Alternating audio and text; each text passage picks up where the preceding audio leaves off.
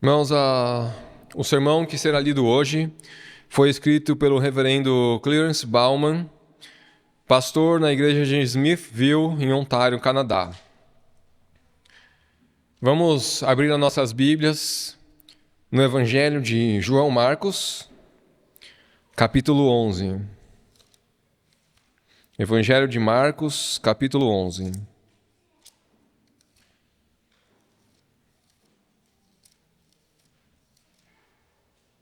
Capítulo 11, versículo 11 a 26. Diz assim a palavra do Senhor em Marcos 11, versículo 11. E quando entrou em Jerusalém, no templo, tendo observado tudo como fosse já tarde, saiu para Betânia com os 12. No dia seguinte, quando saíram de Betânia, teve fome. E vendo de longe uma figueira com folhas, foi ver se nela, porventura, acharia alguma coisa. Aproximando-se dela, nada achou, senão folhas, porque não era tempo de figos. Então lhe disse Jesus: Nunca jamais coma alguém fruto de ti. E os seus discípulos ouviram isto. E foram para Jerusalém. Entretanto, entrando ele no templo, passou a expulsar os que ali vendiam e compravam, derribou as mesas dos cambistas e as cadeiras dos que vendiam pombas. Não permitia que alguém conduzisse qualquer utensílio pelo templo. Também os ensinava e dizia: Não está escrito: A minha casa será chamada casa de oração para todas as nações? Vós, porém, a tendes transformado em um covil de salteadores.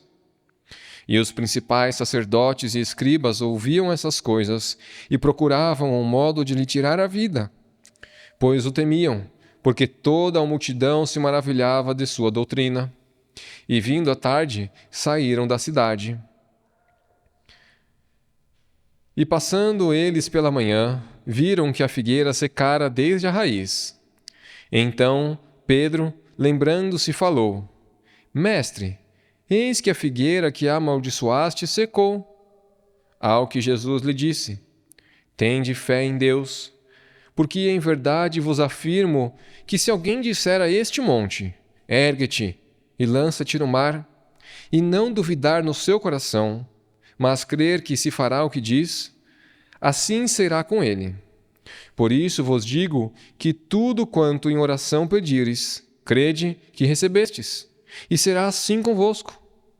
E, quando estiverdes orando, se tendes alguma coisa contra alguém, perdoai, para que o vosso Pai Celestial vos perdoe as vossas ofensas. Mas, se não perdoardes também vosso Pai Celestial, não vos perdoará as vossas ofensas. A pregação será com base no versículo 14, vamos ler novamente. Então lhe disse Jesus: Nunca jamais coma alguém fruto de ti. E teus discípulos ouviram isto. Oremos. Senhor Deus bendito, nós damos graças a Ti por mais uma vez podemos ouvir a Tua palavra. Palavra essa que tem o objetivo de fortalecer os Teus filhos, nos trazendo arrependimento, nos pecados que o Senhor nos mostra, e também nos capacitando a viver o Teu Evangelho, a amar a Ti acima de tudo e ao próximo como nós mesmos. Evangelho esse que nos capacita para levar a Tua palavra, o Evangelho, para este mundo, para redimir aqui este lugar. Senhor Deus, dá que, mais uma vez, o Teu povo esteja com os corações preparados para ouvir a Tua palavra. Dá que se ouça a Tua própria palavra, o som da Tua própria palavra, da Tua boca. Que os Teus filhos percebam o Teu cuidado por meio da pregação. Que o Senhor me use para que o Teu nome seja exaltado e o Teu povo seja edificado. Pedimos isso no nome do nosso Santo e Poderoso e Salvador Jesus Cristo. Amém. Amada congregação do nosso Senhor Jesus Cristo. Então, nós temos esta passagem estranha do nosso Senhor. Amaldiçoou uma figueira. Será que ele agiu corretamente? Vocês acham que seria correto vocês chegarem e amaldiçoarem uma árvore frutífera no próprio quintal de vocês? E se vocês amaldiçoassem uma árvore frutífera no quintal de vocês, o que realmente aconteceria? Amaldiçoar, irmãos e irmãs, envolve clamar a Deus. A maldição é uma forma de oração. É pedir a Deus que traga o mal que você expressa em sua maldição. Afinal, somente Deus é o Todo-Poderoso e nada acontece fora dele, à parte dele. Quando Jesus expressou a maldição de que ninguém jamais comeria desse fruto, ele estava, no fundo, pedindo a Deus que impedisse que os frutos voltassem a aparecer nela. Então, Jesus fez bem em pedir que Deus amaldiçoasse aquela árvore? Nós poderíamos fazer o mesmo? Nós temos permissão para fazer isso? Jesus expressa uma maldição em nosso texto, porque o próprio Deus a amaldiçoou. Não pode ser de outra forma. As pessoas não podem clamar a Deus para amaldiçoar aquilo que Deus não amaldiçoou. Mas, por outro lado, o que Deus amaldiçoou, nós precisamos amaldiçoar também, pois o povo de Deus deve seguir os pensamentos de Deus.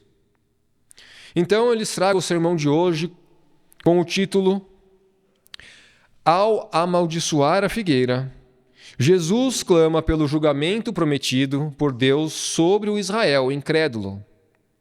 Ao amaldiçoar a figueira, Jesus clama pelo julgamento prometido por Deus para o Israel incrédulo. E nós vamos ver 3 pontos. O primeiro é a razão da oração de Jesus. O segundo é o resultado da oração de Jesus. E o terceiro, a lição da oração de Jesus. Vamos então pelo primeiro ponto, a razão da oração de Jesus. Jesus, como aprendemos no versículo 12, estava com fome quando caminhou a 2 quilômetros de Betânia até Jerusalém. Ele viu uma figueira à distância e assim foi até a árvore para ver se encontrava algum fruto nela. Não achou senão folhas, diz o versículo 13. Por que ele não achou? Não era tempo de figos. Então, Jesus amaldiçoou a árvore. Nunca, jamais coma alguém fruto de ti. Na manhã seguinte, Jesus e os 12 refizeram o caminho de Betânia a Jerusalém. E vejam, a árvore estava seca, desde as raízes. E Pedro ficou surpreso com o efeito que as palavras de Jesus tiveram. Rabi, olha, ele diz, a figueira que tu amaldiçoaste secou. Bom, então isso traz algumas perguntas. A primeira é, por que Jesus amaldiçoou a figueira?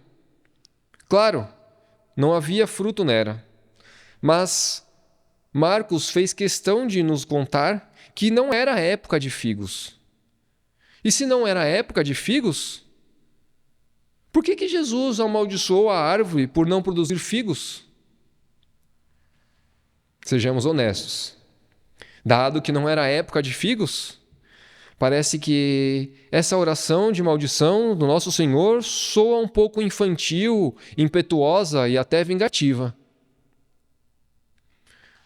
A outra questão é, por que será que a árvore secou? O Senhor não orou para que a árvore secasse, orou para que ninguém comesse mais os frutos dela. Então, isso poderia acontecer de outras formas.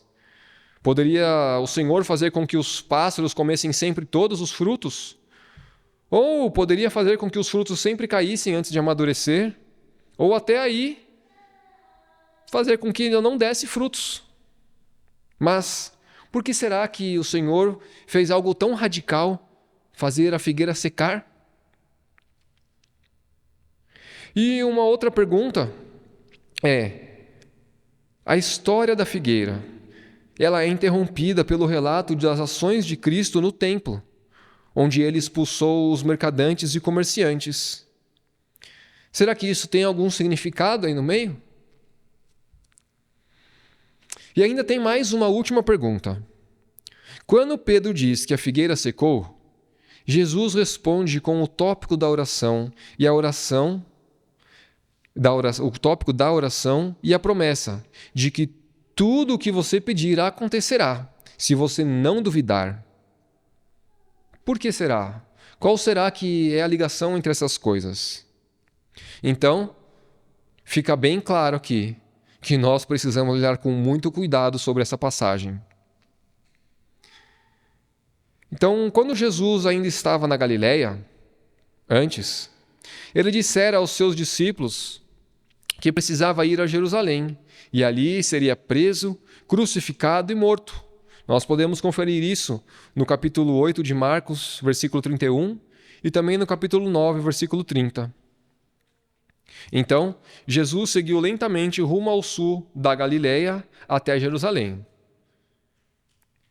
Com o capítulo 11, Jesus chega perto de Jerusalém, tão perto que pôde organizar sua entrada real na cidade.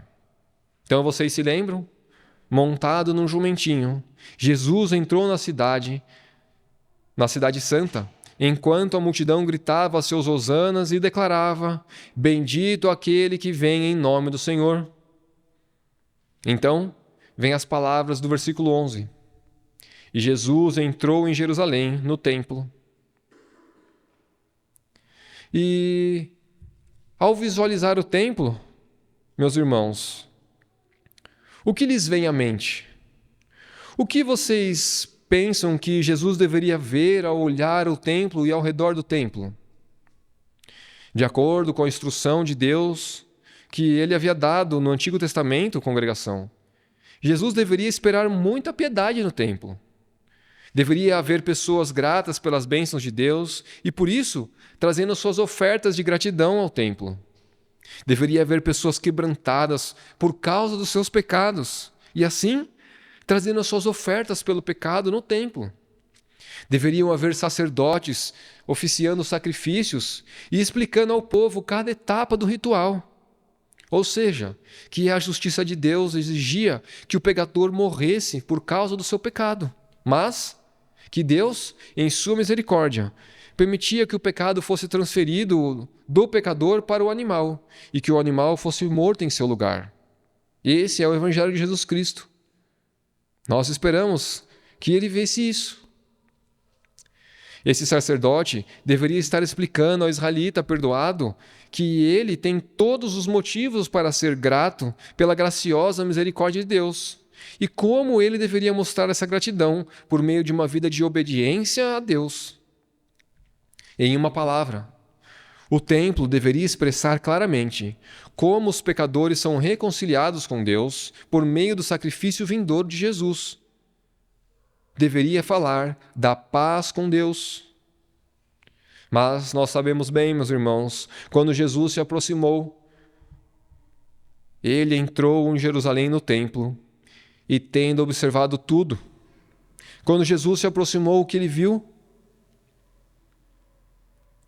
Pecadores, humildes, vindo com seus sacrifícios e sacerdotes ansiosos por proclamar o evangelho da graça. Ele viu essa gratidão estampada no rosto das pessoas pela redenção que Deus em misericórdia concedeu? Não, meus amados.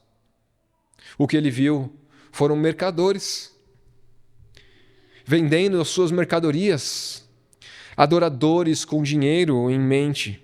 Em outra palavra, ao invés de Cristo ter visto piedade, ele viu um mercado.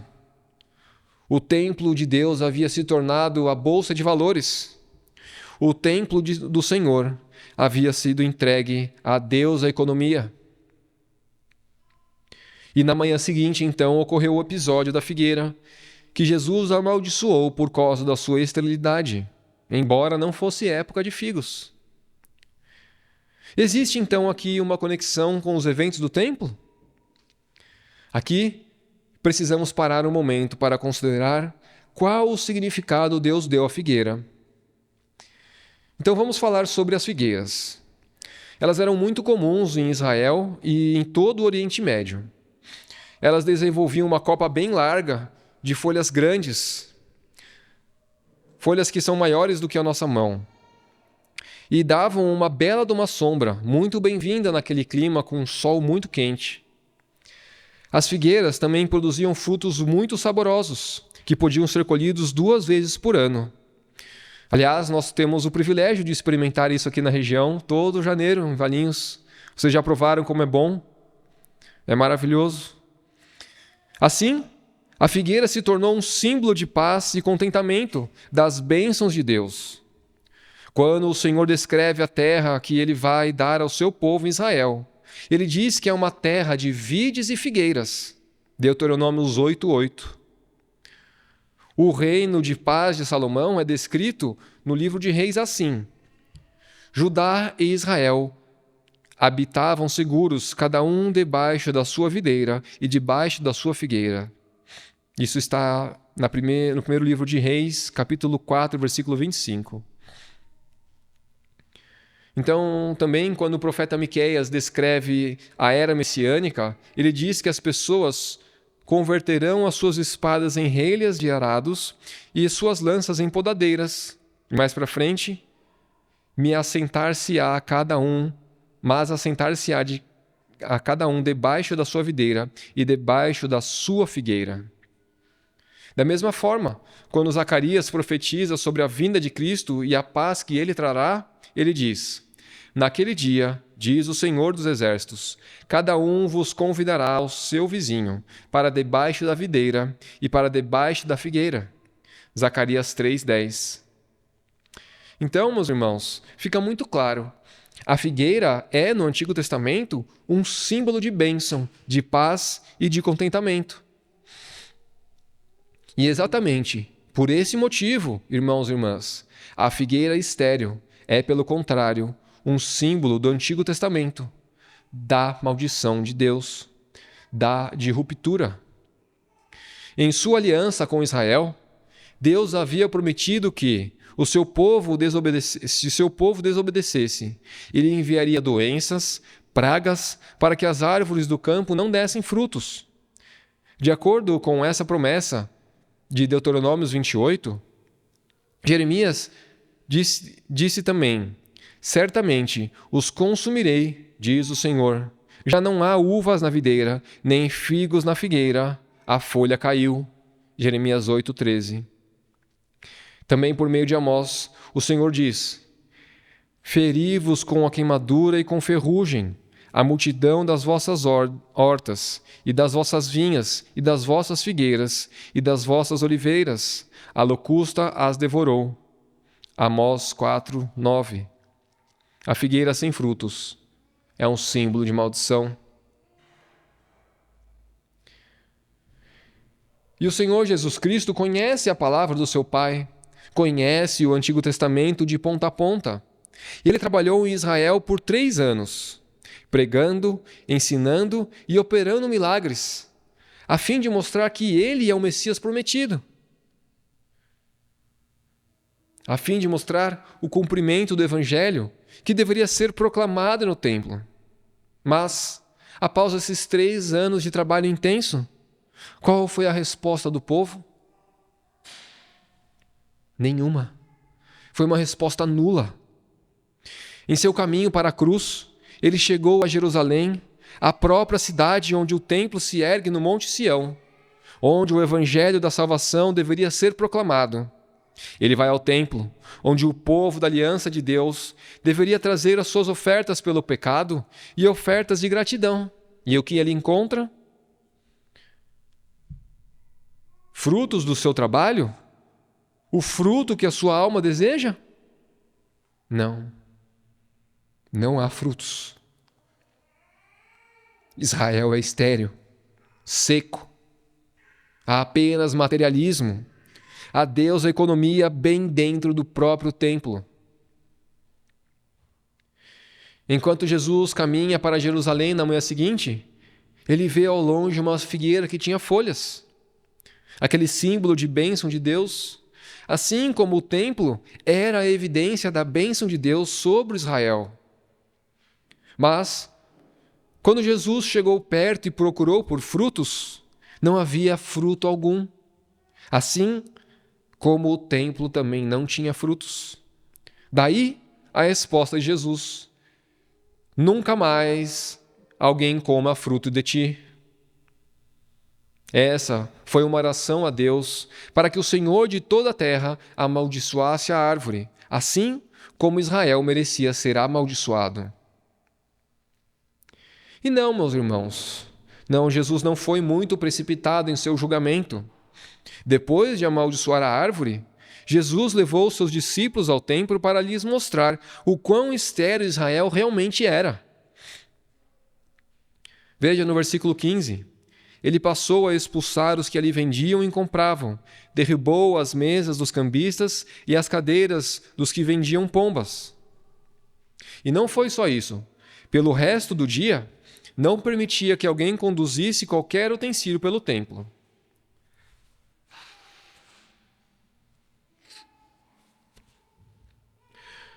Com sua mão forte e braço estendido, o Senhor pôs fim ao comércio no templo.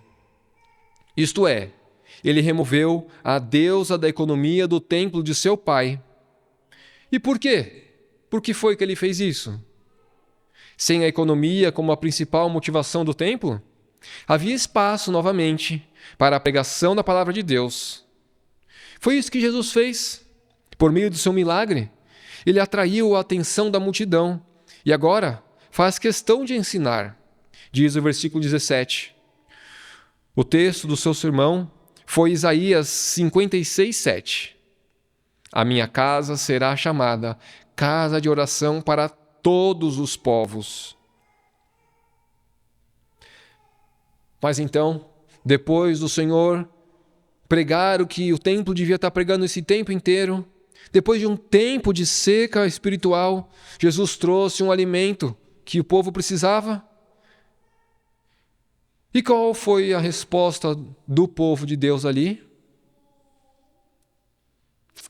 Há um reconhecimento de que a palavra de Deus tem autoridade, de que Deus deseja que o templo seja caracterizado pela oração e não pelos negócios, por sacrifícios e não pelo roubo? Nada disso. Veja a resposta no versículo 18. E os principais sacerdotes e os escribas ouviram essas coisas e procuravam um modo de lhe tirar a vida. Essa é a resposta oficial da liderança do templo. Negócios antes de oração. Roubo antes de sacrifício. Jesus mostraria pelas Escrituras que as coisas deveriam ser diferentes? Então, o que eles fizeram? Fora com ele. Vocês veem, amado, quão estéril é o templo. Ele parece tão desejável, com suas promessas de perdão e paz com Deus. Temos visto também nas pregações de Ezequiel, o templo era aquilo que eles se enganavam, achando que eles não iam ser punidos por Deus. Mas um olhar mais atento revela apenas decadência, esterilidade, improdutividade. E um chamado ao arrependimento produziu o quê? Apenas endurecimento. O quanto o templo, seus líderes e seus frequentadores mereciam o julgamento de Deus. Então, o Senhor expressou na figueira o que eles mereciam: o templo, seus líderes e seus frequentadores. Nunca, jamais coma algum fruto de ti. E agora nós chegamos no segundo ponto: o resultado da oração de Jesus. E vejam, na manhã seguinte, houve a confirmação de que Deus no céu havia ouvido a oração de Jesus, pois a figueira agora estava seca, toda seca. Em uma única noite, o Deus Todo-Poderoso dos céus e da terra havia secado de tal maneira uma árvore frondosa e sombreada, que no dia seguinte não havia sobrado nenhuma umidade nela.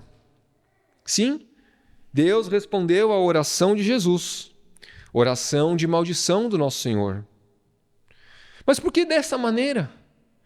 Por que a árvore deveria secar, ao invés de simplesmente não dar mais frutos? Aqui, irmãos e irmãs, está o julgamento de Deus sobre a esterilidade de Israel. O templo é tão estéril que não tem mais o direito de existir. Uma figueira no Antigo Testamento, como nós vimos, era um símbolo de bênção, de paz, de abundância. E isso se devia tanto aos frutos que produzia, quanto à sombra que proporcionava. Com o seu foco nos negócios, o templo não fornecia frutos e também não nutria nenhuma alma faminta ou sedenta pelo evangelho da paz, paz com Deus e perdão de pecados. Mas, vocês lembram como era o templo? Ele era muito atraente, era belo.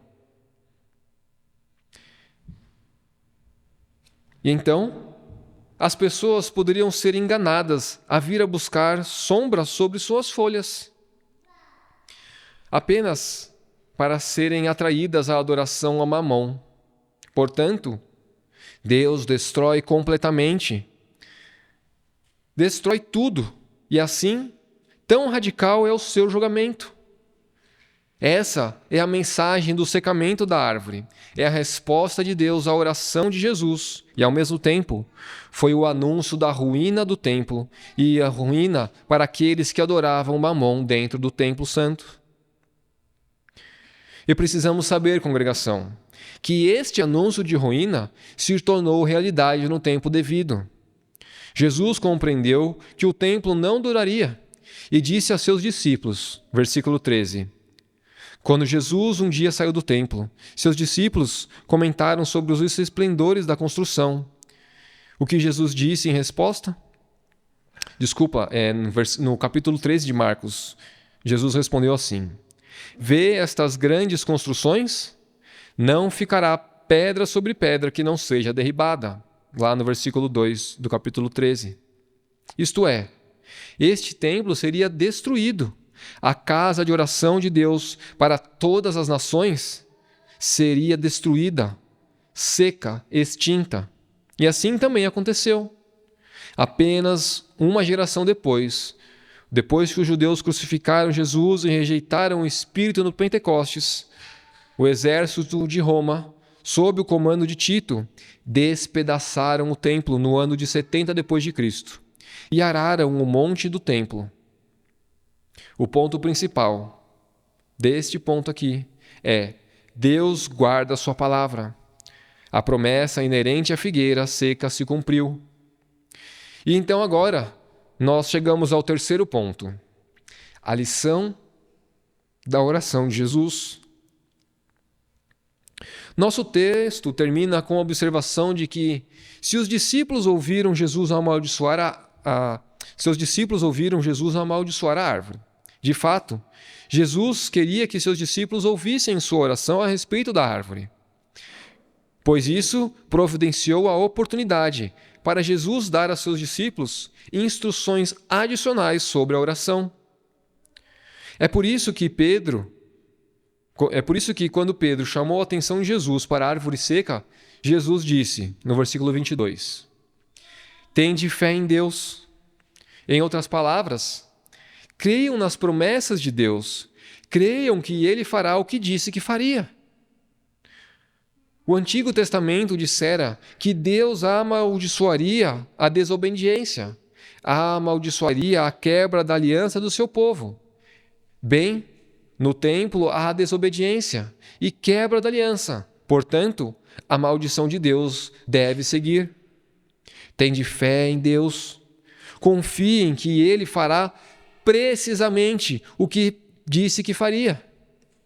Assim como a figueira simboliza a paz que Deus prometeu ao Israel fiel, a figueira seca simboliza a maldição que Deus promete sobre o Israel infiel. Vocês viram como Deus respondeu à minha oração? Confiem que Deus também responderá às suas orações. Jesus extrai o ensinamento com um exemplo específico. Vamos ali no versículo 23. Porque em verdade vos afirmo que, se alguém disser a este monte, ergue-te e lança-te no mar, e não duvidar no seu coração, mas crer, se fará o que diz, assim será com ele. Meus irmãos, de que monte que Cristo estava falando aqui?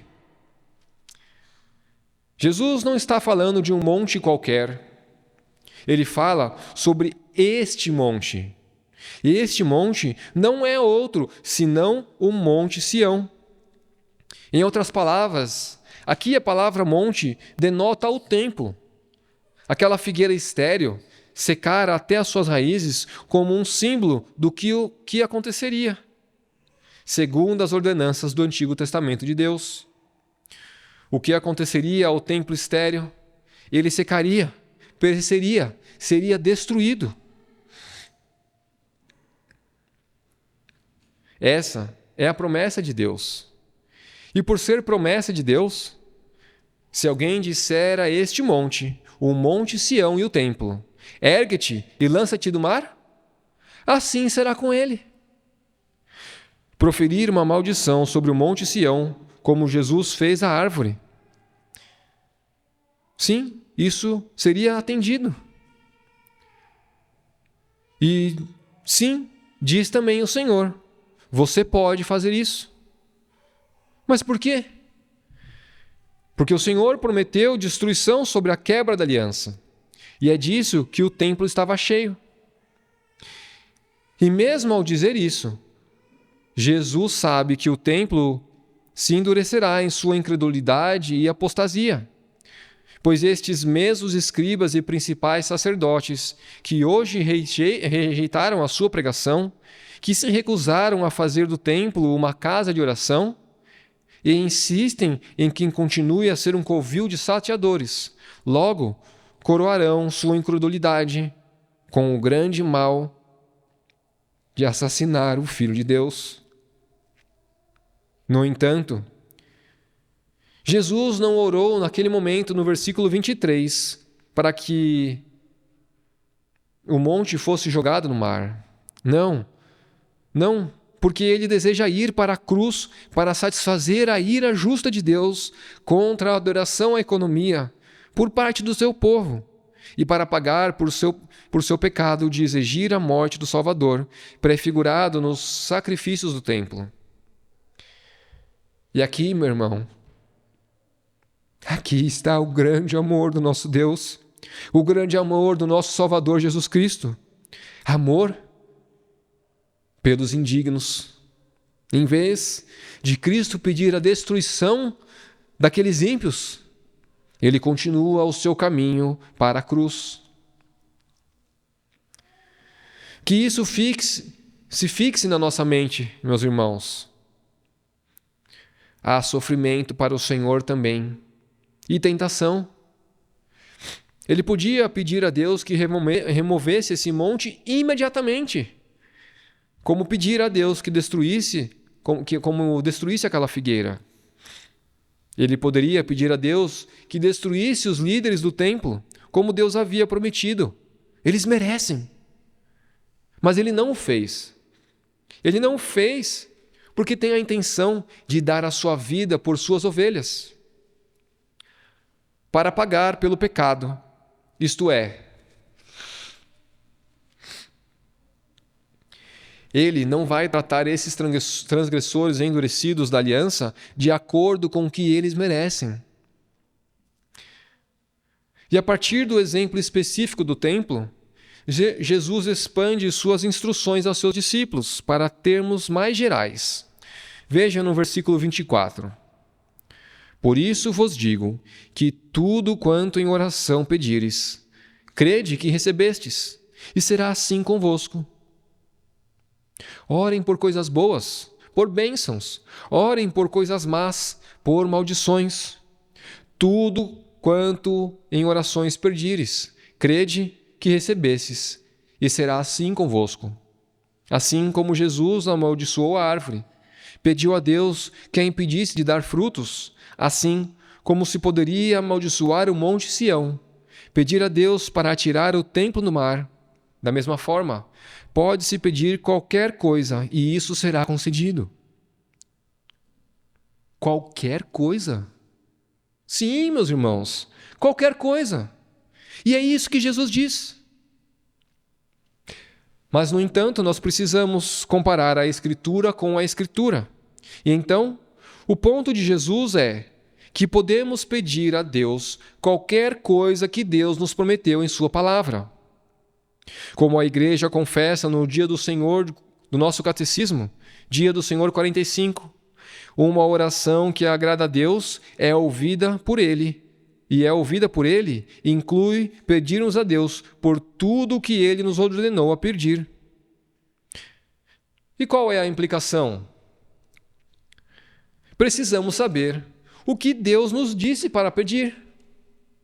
Ou seja, nós precisamos conhecer a Bíblia. Jesus sabia, pelo Antigo Testamento, que a maldição de Deus deveria se seguir à quebra da aliança por parte de Israel. Jesus também sabia, pelo Antigo Testamento, qual era o significado da figueira. Portanto, à luz da apostasia que Jesus viu no templo, ele pediu a Deus para garantir que ninguém mais comesse daqueles frutos dele novamente. Jesus conhecia o seu Antigo Testamento. Ele sabia que a árvore seca prefigurava o que aconteceria com Israel. Ele conhecia o seu Antigo Testamento e, assim, sabia também que o templo seria destruído por causa da dureza de Israel no pecado. E o mesmo aplica aos discípulos e a nós hoje. Nós precisamos conhecer as promessas de Deus. E então, conhecendo essas promessas, devemos orar para que essas promessas se tornem realidade, conforme as circunstâncias ao nosso redor o exigirem. Mas há um outro elemento em tudo isso. A natureza humana, muito rápida e facilmente, se apega às promessas de Deus e as pede em oração por vingança. As mágoas pessoais entram no caminho e então pedimos a Ele que cumpra a sua promessa de punir o malfeitor. E por trás da nossa oração, o que há? Há um desejo, ou como nós ouvimos de manhã, há um motivo. Há um motivo de que aquele que nos machucou sofra pela dor que ele nos causou. Mas, meus irmãos, esse é um pensamento não cristão. E Jesus o ataca de imediato. Veja, nos versículos 25 e 26 do nosso texto. Diz assim: E quando estiveres orando, se tendes alguma coisa contra alguém, perdoai, para que o vosso Pai Celestial vos perdoe as vossas ofensas. Mas, se não perdoardes, também o vosso Pai Celestial não vos perdoará as vossas ofensas. Para que então pedir a Deus para amaldiçoar o outro? Por que você guarda ressentimentos contra ele? Não, diz Jesus, isso não é motivo legítimo para pedir a Deus que amaldiçoe o outro. De fato, se você guarda ressentimento contra o próximo, Deus não perdoará as suas ofensas. Portanto, você se torna digno da maldição de Deus. Olhem para o coração de vocês, cada um. Você tem ressentimento contra alguém? Então, vá primeiro e perdoe. Não pode haver espaço para ressentimentos. Não há espaço para pedir a Deus que amaldiçoe outros por razões pessoais. Então, quais seriam os motivos pelos quais se poderia pedir a Deus que amaldiçoe o próximo? Pode parecer estranho, mas isso a gente só pode fazer quando visamos o bem do outro, visando o arrependimento do nosso próximo. E veja, Jesus pediu ao Senhor que amaldiçoasse a figueira, para assim mostrar aos discípulos o que Israel merecia. E depois Jesus foi e pediu para que o monte fosse jogado no mar? Não. Jesus depois foi até o templo, purificou o templo e ficou assentado como Jonas. E não ficou assentado como Jonas. Em vez disso, ele ficou lá, pregando o Evangelho, ensinando o povo do Senhor, chamando eles ao arrependimento. E quando esse arrependimento não veio, ele não pediu a Deus que lançasse o monte Sião no mar, mas, ao invés disso, ele foi para a cruz. Foi para a cruz para dar a vida pelo seu povo. Povo que ele falava que era seu, que ele fala que é seu, mas que era inimigo dele. E ele foi para a cruz, inclusive para as próprias pessoas que rejeitaram a sua pregação no templo e que de algum tempo depois exigiram a sua crucificação. Devemos então facilmente orar por uma maldição sobre o próximo? Não, amados, não devemos fazer isso assim tão facilmente. Nós devemos fazer o que estiver ao nosso alcance para mover o outro ao arrependimento. E nós perdoaremos o nosso próximo, mesmo quando ele tiver nos ofendido profundamente. Assim como o Senhor na cruz pediu ao seu Pai que perdoasse aqueles que o crucificaram. Mas, onde Deus anunciou uma maldição sobre os malfeitores, sim, nós pediremos a Deus que cumpra essa maldição. Mas pediremos com muito cuidado, sem nenhum espírito de vingança, sem rancor em nosso coração, pois assim o povo será edificado, pois assim o nosso Senhor será exaltado e o reino de Cristo virá. Amém.